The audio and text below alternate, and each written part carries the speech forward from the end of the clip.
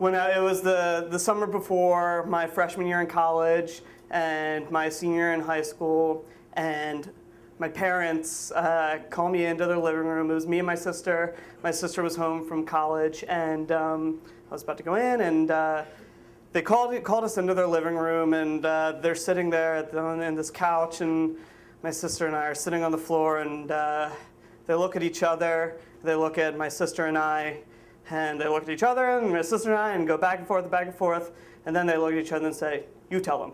"No, you tell them." "No, you tell them." Well, they were arguing and about telling us that they were going to get a divorce, and I was expecting it. I knew this was going to happen.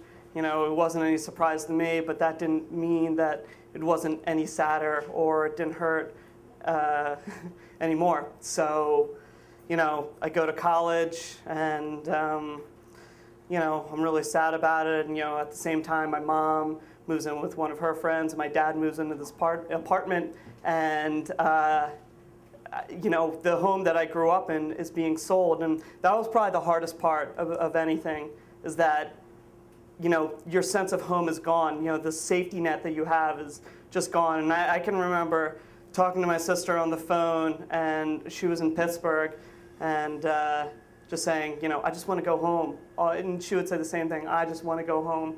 And it was really hard, and it just broke both of our hearts together.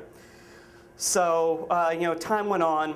I was, I was going kind of through those stages of separation, and I started to get really angry at my parents, and "Why did you do this?" and "You did this to me," and the cliche is that you didn't do anything. This was something that we did, and that is true. That is 100% true, and but that doesn't mean I wasn't angry about it.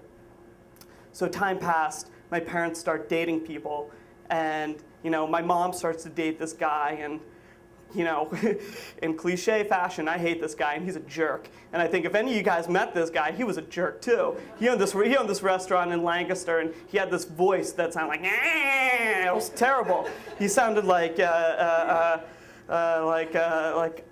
Mars Attacks, like one of those aliens. He was the worst. And my dad was dating someone as well. And I accepted my dad's girlfriend. She was okay. My dad's a lawyer, and she was a lawyer. And I'll tell you something: you can't argue with those people. Like, it just will not happen. So, they're dating, and at the same time, I think it's a great idea to join a fraternity. And I don't know if any of you, and maybe we can do a show of hands, if you've ever seen the television show The Jersey Shore. I've watched that train wreck, and I joined this fraternity, and most of the guys there were like the guys on the Jersey Shore. And I don't know what I was doing there, because I thought it was pretty cool to skateboard around, and I skateboarded around. I was like, "Yeah, I'm awesome," and most people didn't think that was pretty cool. So but the one thing I realized is, as talking to these guys, they were just like me. They came from homes where, their parents had split up, or their parents didn't have great relationships. So I felt like this camaraderie, like in Lost Boyism. It was, looking back on it, it was like, I didn't fit in with these guys, but that is the one thing that we did have in common for the most part. So going on, my mom starts to date someone else. My dad starts to date someone else, and the irony was staggering, because both my mom and my dad's significant others were exactly like my mom and dad. Like, it was, and I didn't even notice it. And that was the funniest part about it, is because my girlfriend told me, was like, "Did you know that your mom and dad are dating each other?"